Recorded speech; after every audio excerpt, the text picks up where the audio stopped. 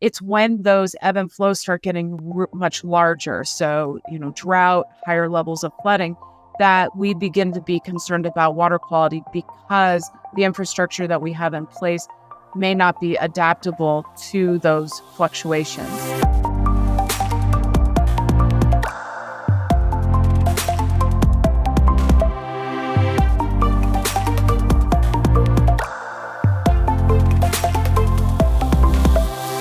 Welcome to the Water Buffs podcast. I'm Hannah Lee Myers. I'm a radio journalist specializing in water, and I'm also the co-director and executive producer of the Water Buffs podcast. Water Buffs is a production of The Water Desk, an independent journalism initiative based at the University of Colorado Boulder's Center for Environmental Journalism. On today's episode of Water Buffs, we're going to be looking at some of the consequences of a drying climate as it pertains to human health, specifically looking at how less water can lead to what water is available becoming increasingly toxic. Here to talk about this, we have Dr. Kathy James. Dr. James is an award-winning epidemiologist and engineer specializing in environmental and climate risk factors and their connection to health in vulnerable populations. She's currently an associate professor at the University of Colorado Anschutz Medical Campus, one of 3 institutions that make up the Colorado School of Public Health. Dr. James recently spoke to journalist Melissa Bailey for a Water Desk-supported article titled Once Paradise, Parched Colorado Valley Grapples with Arsenic in Water.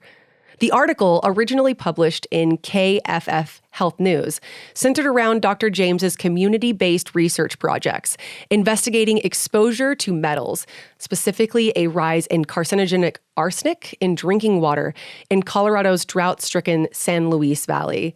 Dr. James, thank you so much for being here. Thank you, and I appreciate you having me. So to begin, could you tell us about your well study? And we'll get into some of the specifics of the findings and all of that related to it, but let's hear about the study and tell us what you're doing in testing and studying these wells. Absolutely. And so we are currently leading, and this is a partnership with multiple academic institutions. So our research team is working with our community partners in the San Luis Valley to execute a large-scale sampling program for wells, where we're looking at the geospatial variability of metals. We're looking at 18 different metals, and then we're also looking at hardness across multiple, the entire valley. And then we are just now moving into phase 2. So we had about 800 participants in phase 1. Again, these wells we were evaluating for 18 metals, including arsenic, uranium, manganese, copper, lead, antimony, tungsten, all of which have been identified as metals that can adversely impact health. And we also looked at hardness, and which is a geochemical factor that can influence how much metal concentrations are in water. And that was phase 1, which is our goal was to have as much of a geospatial coverage of the valley so that we could really characterize where are the hotspots for metals. And the phase 2 is that we are inviting up to 50 well owners from that original group for repeated sampling on a quarterly basis over the next 2.5 years.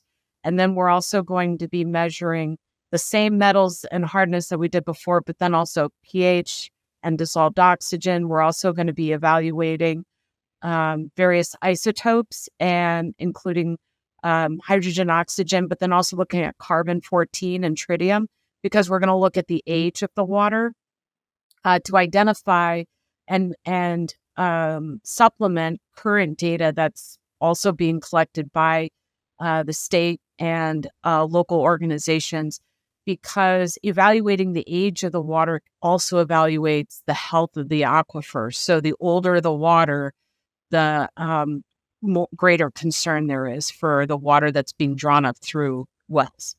So could you explain for us, I know there's a lot here, but if you could talk to your findings, what you found, what you're seeing at this point as far as your results. Yeah, so that's a great question.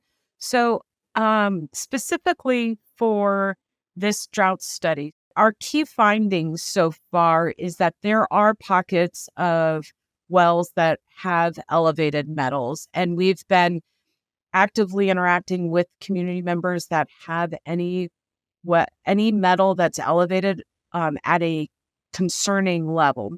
And by concerning, so not every metal that we're looking at has a standard with the EPA. Arsenic and uranium, they both have standards, and we have had multiple wells that are in exceedance of those standards. We also have other metals that have been shown to either amplify what the health effects of what arsenic or uranium have, or independently. But the EPA doesn't have it.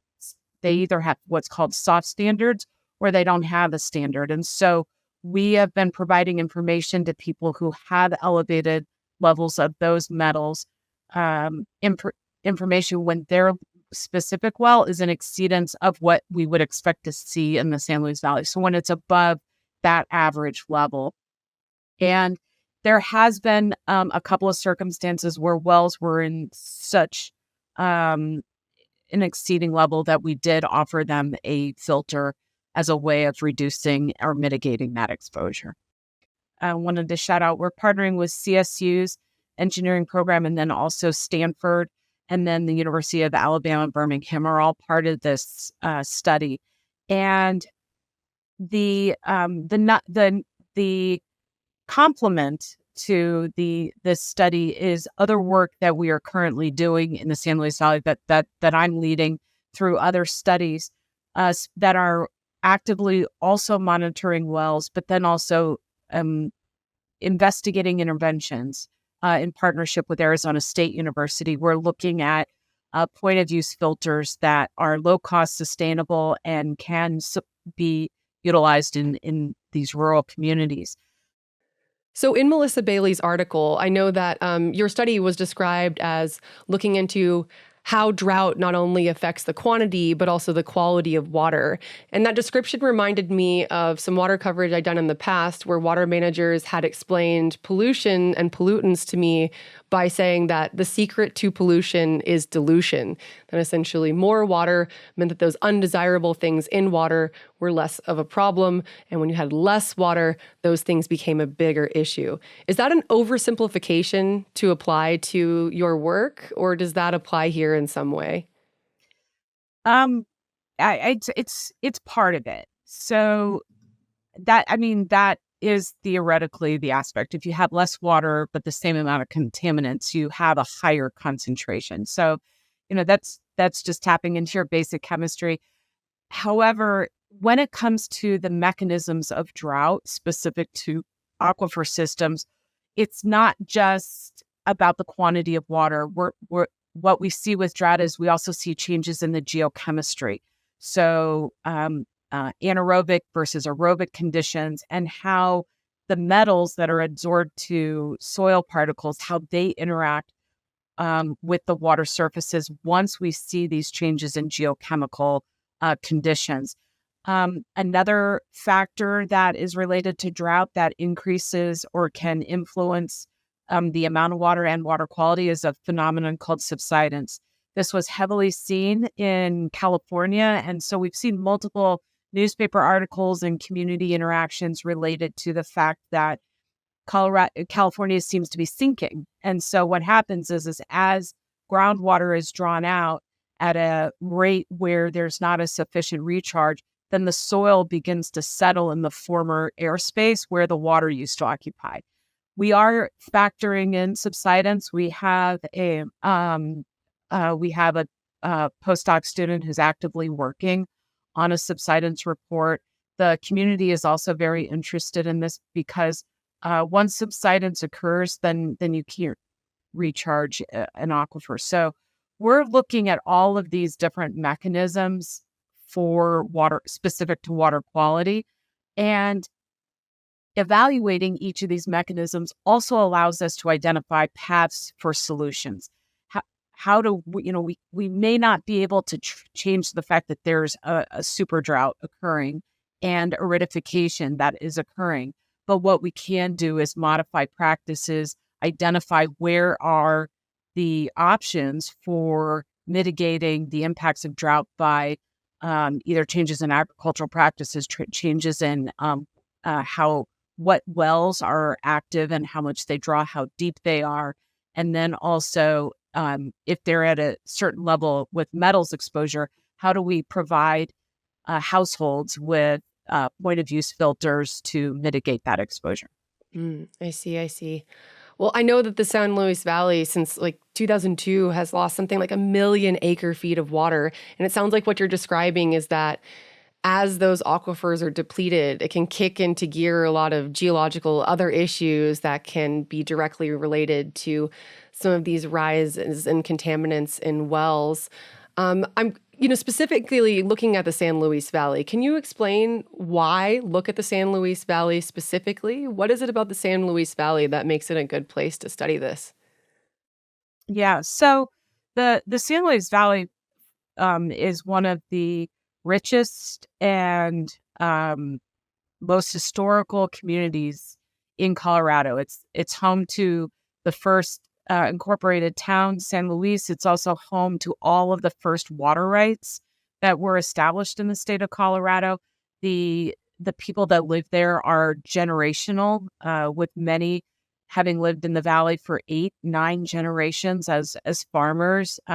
We have local community members who actively engage in our research. We have one that's a direct descendant of the Conquistador de los Vargas. So we have that community is one of the richest, both in heritage, in culture, and in history in the state of Colorado. It's also very unique geologically. So it's the highest mountain plain desert in the Western Hemisphere. It's one of the leading producers of potatoes, coarse barley. They also produce lettuce and alfalfa, and they are a major community for contributing to the state of Colorado, both food, economy, tourism. They're also home to one of the most popular state parks or national parks, in the U.S., that being the Great Sand Dunes. So as a whole, that community is one of the best to be a part of and engage with. Our history as an institution, so the University of Colorado Anschutz Medical Campus, they've been leading research in the San Luis Valley since 1984. That was headed by what was then the University of Colorado Health Sciences Center and the Department of Preventive Medicine and Biometrics under Dr. Richard Hammond, along with several other colleagues, led a diabetes study looking at the risk factors all the way through 1998. And that's about when I joined in. And when I was a first part of this research, I was looking at what are the environmental risk factors for diabetes and cardiovascular disease. And arsenic, at about that time, arsenic had been identified as a community concern in the San Luis Valley, not just in private wells, but also in the public wells. So the public water supply was where this concern was addressed. So that led into multiple studies looking at characterizing metals exposure. It was about 2012 when the community was entering the 10th year of this mega drought that was occurring, and it was a significantly bad year. And between 2012 and 2015, that's when we really started asking the question of how much is this drought influencing exposure to these metals that have been established, or how much is this influencing the health of the community, and not just health as far as water consumption, but access to fresh foods and vegetables. Many of the people who live there are subsistence farmers. They grow their own food and they store it. How much does this influence mental health and stress and anxiety? So surrounding drought, especially given that agriculture is one of the most important businesses in that area.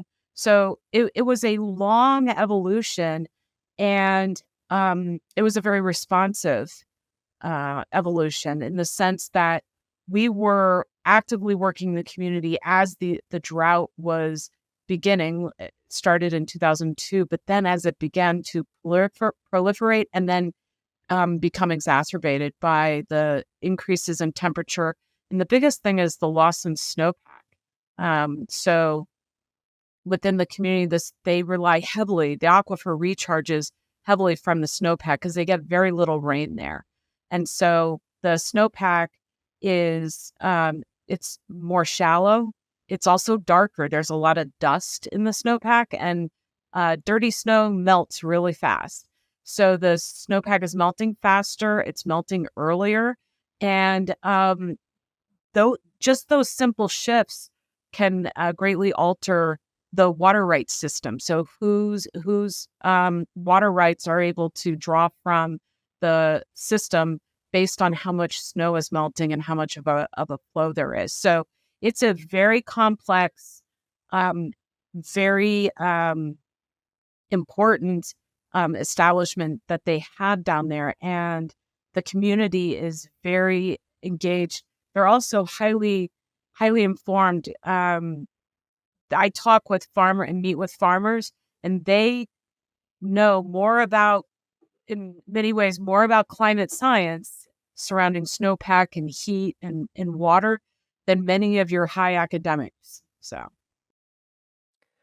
And I'm curious too, what about crops and livestock? Is there concern around some of these things like arsenic that might be in this well water and might be at unhealthy levels, also exposing crops, livestock to those toxins, and that might be problematic? Is that something that is a concern or that's being studied at this point? Yeah, I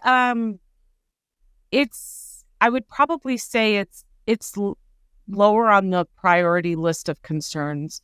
There are multiple things that that are more of focus, but the community is aware, and the community does inquire about this. I've had several community members who have gotten their results back from their wells, and these were more their domestic wells, and they've asked about their beef cattle consuming. They've asked about their horses because they're concerned about the health of their horses. And so far, we aren't seeing levels that would be of concern. And for example, like beef cattle that might consume it, it's not really a concern with muscle meat. If with very high levels, it might be a concern with if you eat kidneys or the liver of a cow. But for muscle meat, it's not much of a concern. In relation to the health of the animal and longevity of the animal, like horses, so far we haven't seen levels that would bring a concern, just because they're a larger animal than say humans. In relation to crop products, so like lettuce or potatoes that are consumed, we haven't done any testing on the food products. However, I would say that as long as people are doing good hygiene habits in relation to eating fruits and vegetables, which is washing them and doing a really good job of storing them in a way that doesn't allow them to get dirty, I feel like that's probably taking care of most of the concerns. And again, we haven't fully analyzed any food products, mostly because in our past research, both in children and in adults, we've most of the metals that we've done biomonitoring studies, so where we collect urine at the same time that we're collecting water samples, and we've identified that majority of the metals that people are consuming are highly correlated to the water. So there's a few that are associated heavily with smoking, like cadmium, that if you are a smoker, your cadmium exposure is associated with that, just because there's so much more in it. However, arsenic, uranium, tungsten, many of these that we see in the water, they're just so highly correlated with the amount of water that's consumed, and less so any connection with diet.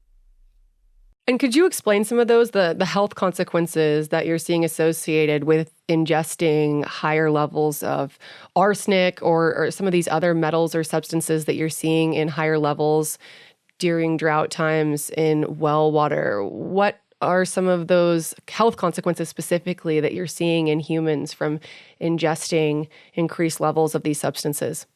Sure. So most of our epidemiological research has been on cohorts. So we haven't done anything on an individual level in the sense of somebody has a high uranium level in our water sampling study, and therefore we go to them and we assess their health. So most of our work has been cohort based, and what we are finding is that, and this is across the whole science field. So not just in the San Luis Valley, but across the spectrum of arsenic research that the San Luis research from the San Luis Valley has supported. So arsenic is a systemic toxicant. The adverse effects can it be initiated all the way in utero. So if you're exposed in utero, there can be genetic and epigenetic changes that lead somebody to be at higher risk for the outcomes of arsenic. And it has everything to do with how our body metabolizes it to get rid of it. And it's those metabolic metabolites that end up being some of the more toxic forms. So arsenic, we've associated it with cardiovascular outcomes, diabetes outcomes, renal outcomes, so your kidneys, cognitive outcomes, reproductive outcomes. And so it's very much like lead. It's viewed as a systemic toxicant. Right now, the EPA limit is 10 parts per billion, but we can see impacts even below that in populations that are more susceptible to the impacts of the exposure. And there's really no safe biological window for exposure. And what I mean by biological window is a period of time where there wouldn't be, or where there's some form of cellular or molecular damage as a result of exposure.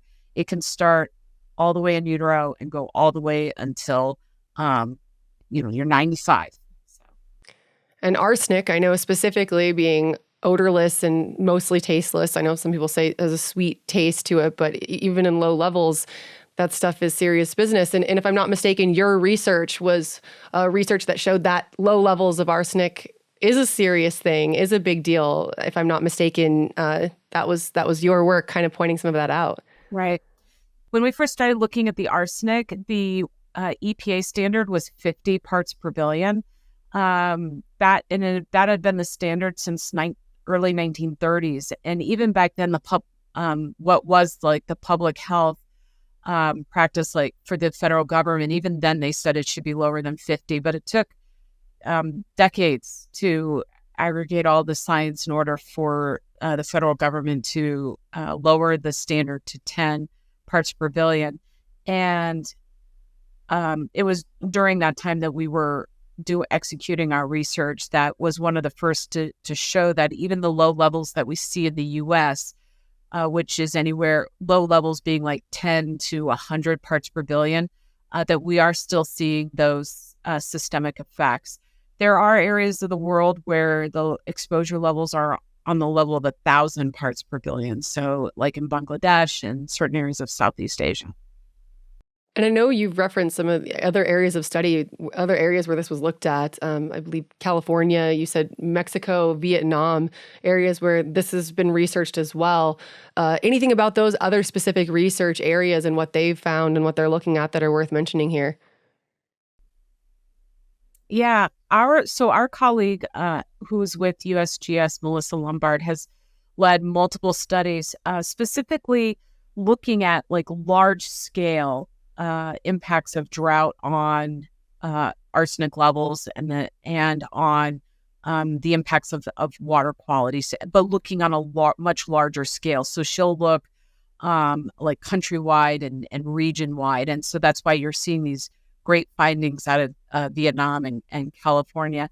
And specific to the San Luis Valley, we are limiting it to this small community because they have the historical and documentation of the arsenic. And so we will be able to look at historically going backwards up to 50 years of information related to what was the snowpack, what was the groundwater flow, the hydrologic models, the surface water flow, and the connection between ground and surface. and then also connecting that to meteorological data and the arsenic. And then our current study at this current snapshot in time provides like a larger scale spatially on that historical information, which we'll then use to look at projections, like what will we see if the snowpack declines this much? What will we see if the snowpack increases? And looking at these short and long-term projections for potentially the arsenic and other metals, that can then be translated into human health risk projections and then support planning and effort.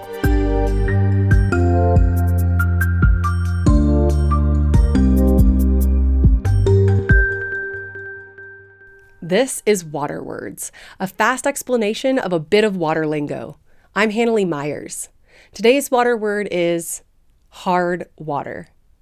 According to the U.S. Geological Survey, in scientific terms, water hardness is generally the amount of calcium and magnesium dissolved in water.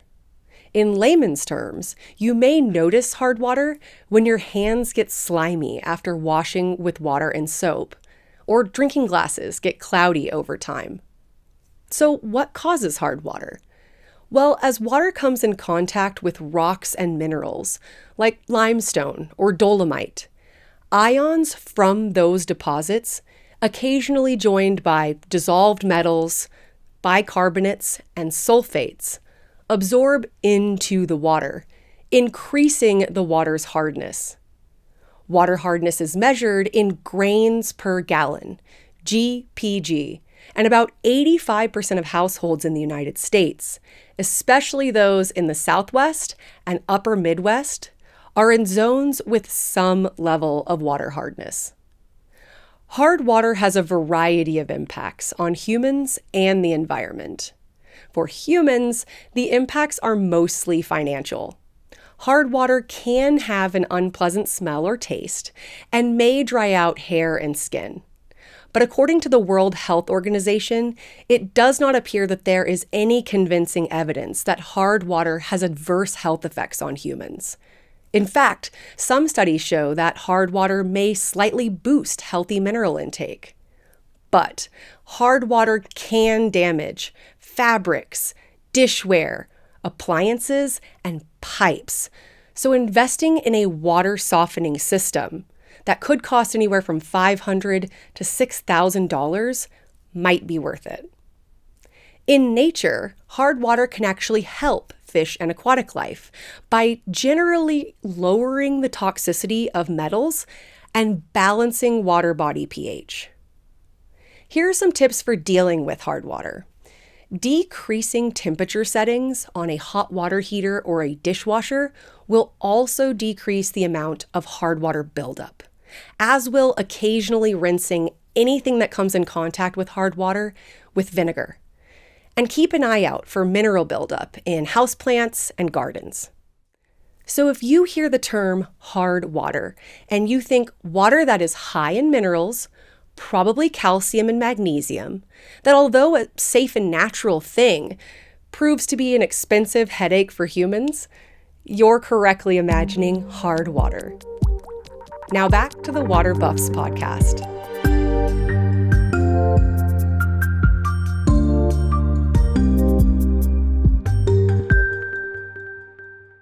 So I have to bring up the fact that I feel like every apocalypse, post-apocalyptic movie story often revolves around there's a mega drought, there's been some sort of drought, there's very little water, and the water that is left in the wells is toxic. And I'm curious, doing the work that you do, how you feel about that sort of media and how you feel about that sort of media's relation to this work that you're doing. Do you feel like the work that you're doing in some ways is kind of speaking to that future of a mega drought where wells are increasingly high in some of these dangerous chemicals or dangerous substances? Or do you feel like that kind of narrative is all silliness? I'm just curious what your reaction is to seeing that sort of storyline and its connection to your work. How do you feel about all that? Yeah, it's really interesting because, it's when you when you think about media and stories and creation or predicting, I'm hesitant to say, oh, that's kind of silly to anything really. But at the same time, part of me is like, I'm not a apocalyptic type. I wouldn't be doing this work if I had any sense of me that was apocalyptic. I feel like, yes, water is one of our most precious resources. It feeds us and it provides us light. It also provides everything that we need in our environment for light. And it also sustains the balance that the entire planet has. And there's very little water that's actually readily accessible and drinkable. So there's two parts there. So drinkable, meaning the water is clean. It doesn't have bacteria, viruses, protozoa, or high levels of chemicals in it that eliminate our opportunity to drink it. But we also need to be able to access the water. So if most of the water we can consume is in the form of a frozen iceberg, or if it's an extremely deep, inaccessible aquifer, then it doesn't matter that it's clean because we can't get to it. So those are two key things that we should always be balancing: is access to water and the quality of the water. So maintaining that homeostasis. The hard part about situations like drought or flooding or heat waves, so kind of those extremes, is that they're disrupting this balance of access and quality. And that's where this work is important, because yes, we want to find ways to slow it down or prevent this destabilization of this balance between access and quality. But we also want to mitigate and adapt. I mean, we are at that point definitely in certain areas like San Luis Valley where we need to adapt. How do we operate? How do we maintain their identity, their culture, their heritage, their economy, and not deplete the aquifer, thus destabilizing this quality and access? And there's many people, that's one thing I always like to highlight in interviews, is that they're working with the San Luis Valley. It's energizing. So you watch national media or you hear things on a global scale and it's doom and gloom. And the amount of people experiencing climate anxiety is just growing. And even the younger generation has this attitude of like, well, nuts to it, we're doomed anyways. Or they're very much like, no, we need to act. And the hope that I like to provide people is that there are people that are acting. They're acting on a small scale grassroots level. And that's where we're going to see the change, is when we see communities coming together. Even though the San Luis Valley has maybe the population of my neighborhood and the 3 surrounding neighborhoods total, they have so many organizations, at least 10 that I actively collaborate with, where their sole mission is conservation of the Rio Grande watershed and the headwaters for the Rio Grande, including the aquifer system. At least 10 organizations. They come from multiple perspectives. You've got Trout Unlimited that's coming in from a recreational and conservation of the fish and the native species of fish and waterways life, aquatic life. You also have the Headwaters Alliance, which is a group out of Creed. Their sole mission is conserving the headwaters for the Rio Grande, which starts right up there near Creed, north of South Fork. You also have the Rio Grande Water Conservation District and all of the community members that are part of the conservation districts actively working every day on finding strategies, whether it's shutting down wells and identifying native plants to fallow their land with, thus reducing their need to draw water and reducing the aerosolization of the dry topsoil, and all the way to precision farming. They're developing techniques where they can plant barley right into their tilled alfalfa fields. They're incorporating solar panels on the areas of their agricultural land that isn't being actively planted. So I feel like even though rural communities sometimes are seen as not having the resources or not interested in addressing climate change, in my opinion, they may not be climate advocates, but they are the climate innovators. They are the ones coming up with the solutions for how to preserve our water and keep people fed, because they are our food producers. So you've spoken to some of those actions that are working in an attempt to keep water in the aquifer and hopefully avoid some of the negative associations with the depletion of that water, especially in relation to toxins like arsenic in well water. But I wanted to hear a little bit more about some of the solutions that you're seeing for an individual that might be already seeing rising levels or unhealthy levels of substances like arsenic in wells, and individuals that might be wanting to ensure that regardless of what happens in the future, that they're able to keep themselves healthy and safe. What solutions do you see, and should we talk about for an individual that might be already facing that issue or might potentially be facing it in the future? That's a great question. So there's not necessarily like a quick and easy answer for this right now. There are point of use filters that remove everything from water. So, for example, reverse osmosis. There are community members who have the financial resources to have reverse osmosis. There is a downfall, though. So, not every solution is necessarily the gold standard. So that's why we are actively partnering with Arizona State University. Their engineering department is looking at, in our study, they're partnering with us to develop point of use filters that are green, sustainable, and very low cost. They use nanotechnology and remove metals on a very nano level. These are very small technology. It gets into fibers and permeable layers and all of this really cool nanotechnology work. And then these filters work in series to remove specific metals. So it can be almost like a precision point of use filter. So if a house is experiencing high arsenic and tungsten, then those filters can be designed specifically to remove those.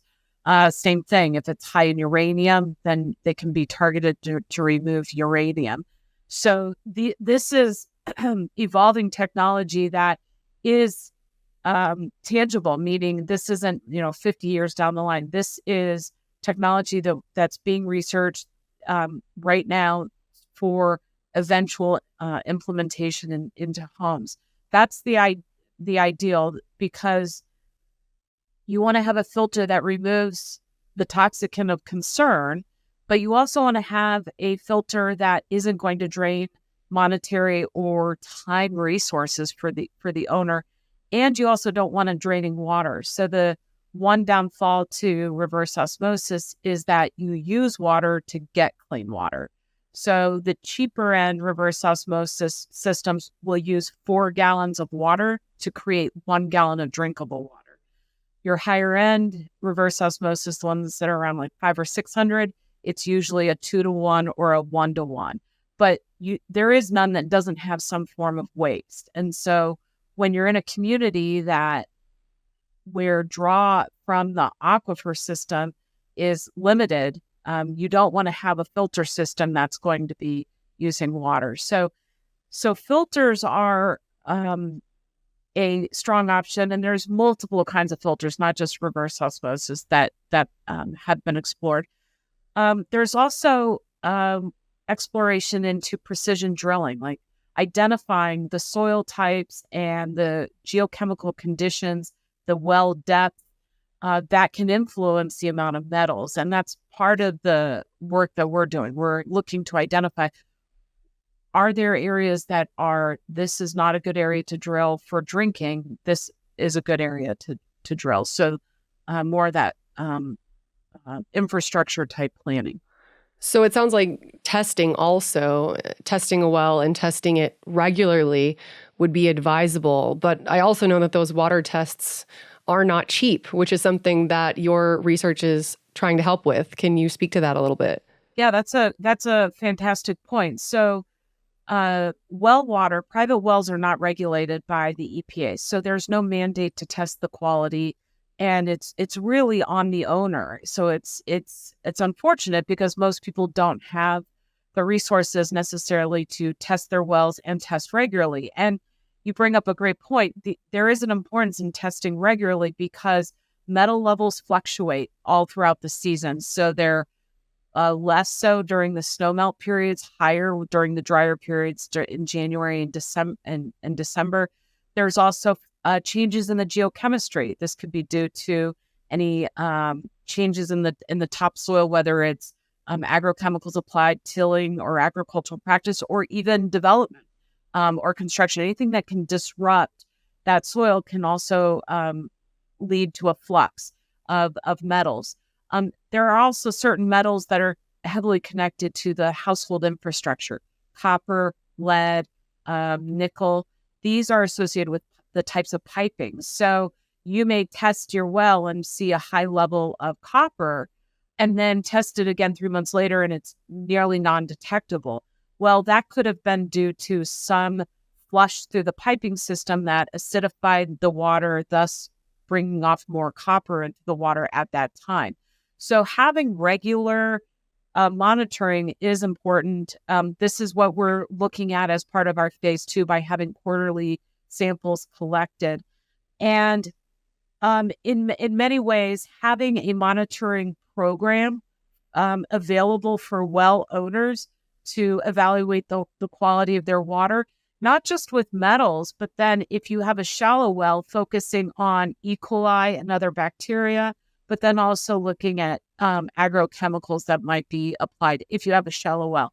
The deeper wells, you're looking at more of your natural exposure, so metals, hardness, and some of your radionuclides. And I'm curious, doing the work that you do, if you think that farmers, individuals who have these sorts of wells anywhere that might be experiencing drought, or I guess otherwise, should be testing these wells and testing them more frequently than they are now. Do you think that it should be the norm to have an increased level of testing than we're currently seeing? Yeah, so you're asking a fantastic question, because yes, there are multiple areas that are experiencing drought across Arizona, New Mexico, the western part of Texas, Oklahoma. But there's also that concern on the other side of the spectrum of flooding. So various areas that are near river basins that are, especially after the winter that we had, where we had a larger snowpack, we've also had a wetter spring. So river systems like the South Platte, the Arkansas, hopefully the Rio Grande, where we've seen some higher levels of flow. But those can also lead to an increase of flooding. And flooding can have just as much of a negative impact on well water as the other end of the spectrum of drought.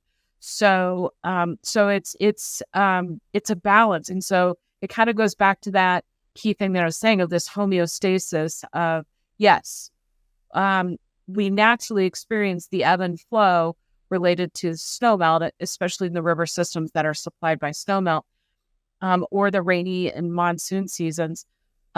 It's when those ebb and flows start getting much larger, so drought, higher levels of flooding, that we begin to be concerned about water quality, because the infrastructure that we have in place may not be adaptable to those fluctuations, meaning that wells may not be deep enough or to draw from certain wells, or they're drawing water from the very bottom part of the well all the way over to flooding, where if you have a shallow well, you're more likely to have a potential exposure to more of your microbes, and then also possibly some chemical runoff.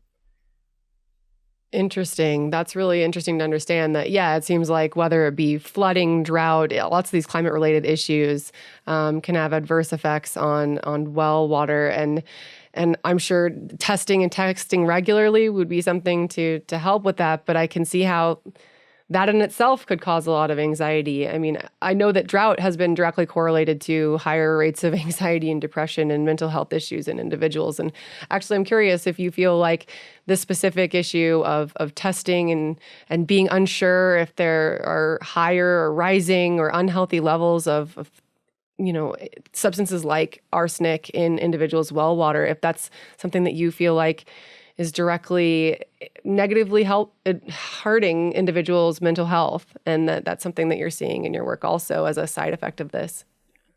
So, yes, I would say there's definitely communities that are concerned with the water quality, both for their health, their family's health, the health of their livestock and their livelihood, and then also their communities.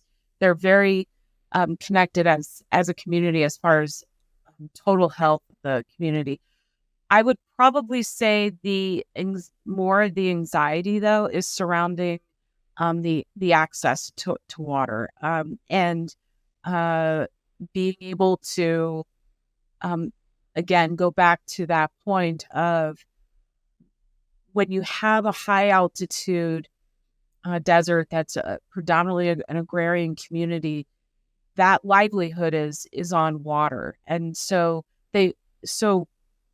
farmers will have to make daily decisions on everything from, do they need to, slaughter part of their herd so that they have less demand for water? Do they need to rotate their crop in a certain way? And so those kinds of decisions, those are hard. Those are very stress inducing, and farmers, especially those that own livestock, whether it's sheep or cattle or horses or chickens, they care for those animals very much. They also care about the health and the livelihood, and it's an emotional decision to when you're deciding about your herds.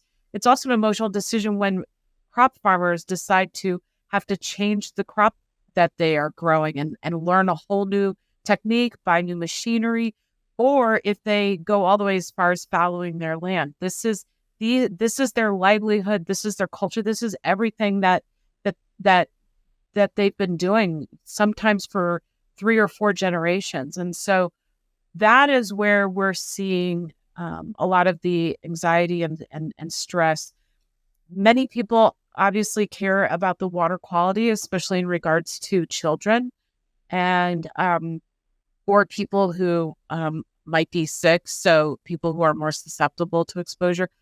And they do carry anxiety about that too. So it's the hard part about the topic water is that it is a source of anxiety and stress for these communities, not just the San Luis Valley, but I would say this is experienced all across rural communities, whether it's flooding, drought, or water quality or access.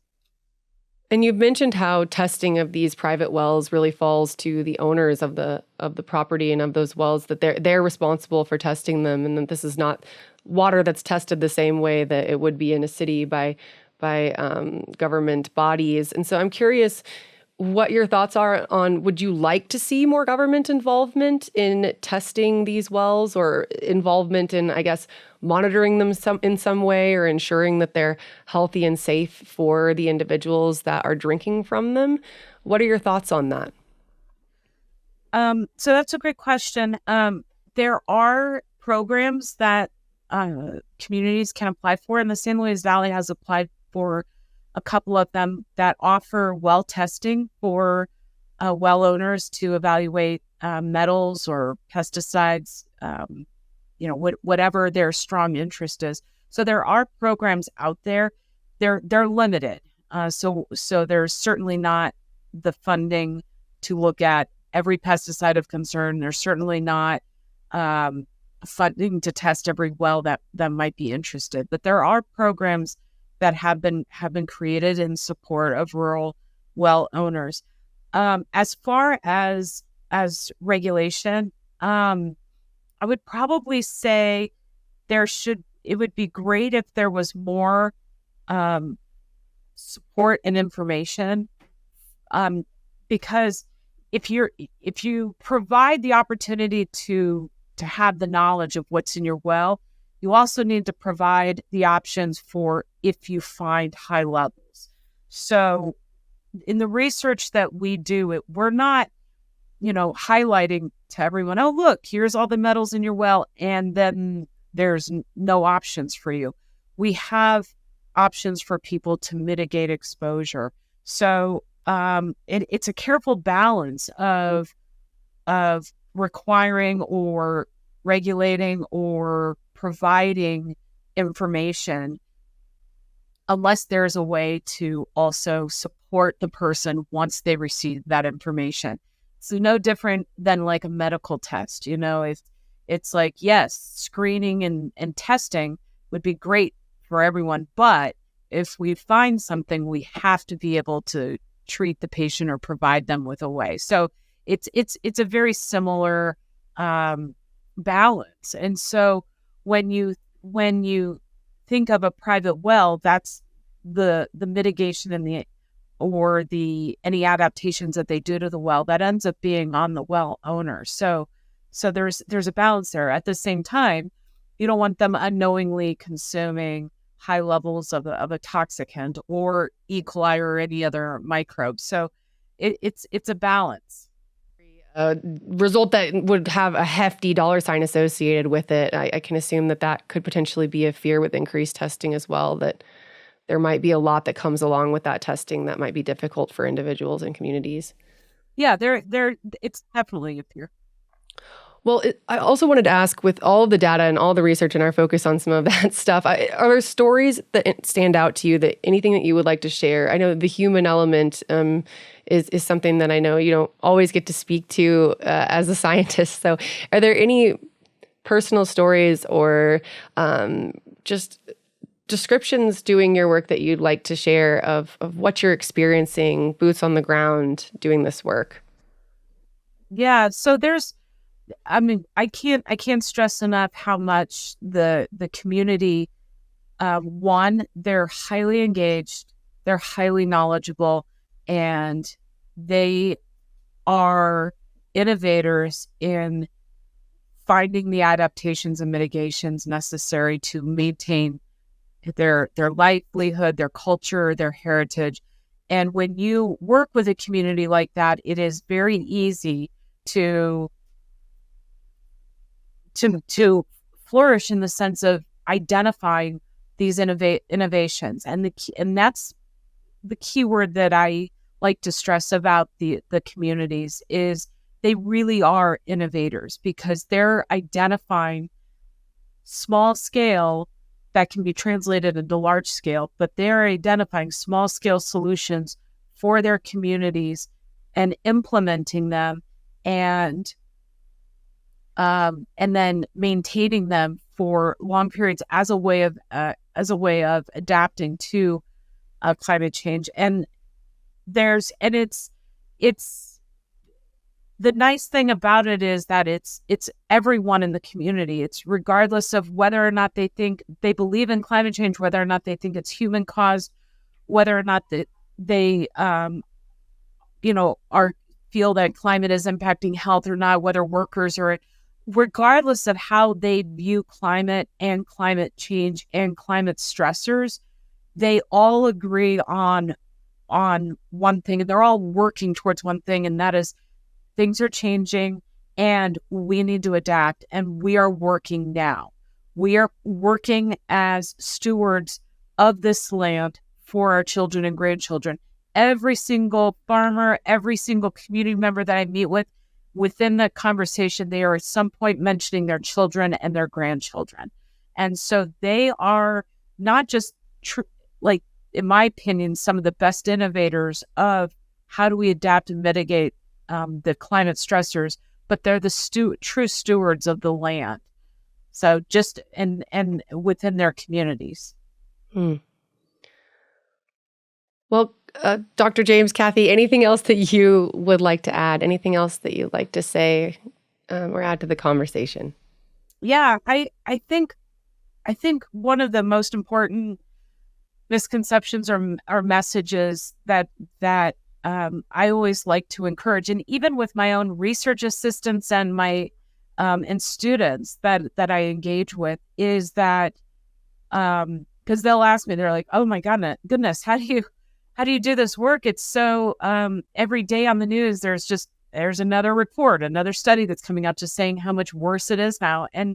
And I do have hope, because we are seeing everyday people actively working to create ideas and support each other for adaptation and mitigation. And they're looking not just in the next 5 years, they're thinking about, 50 years away. And so this is where I have the hope, because substantial change really does happen at the grassroots level. And those people who are actively working boots on the ground, and it's the small acts that are going to culminate over time and have a large impact. And so I worked with another group called the Rio Grande Land Trust, and we were working in Creed, planting willow trees along the bank of Willow Creek, which feeds into the headwaters. And the goal was that the willow trees absorb metals that might be in the soils to prevent them from going into the Rio Grande watershed. It's those small efforts that have cumulative long-term impacts. And those are the things that we should continue to highlight when we talk about climate and the consequences of climate stressors and climate change. We also have to highlight what are people doing and what are the success stories.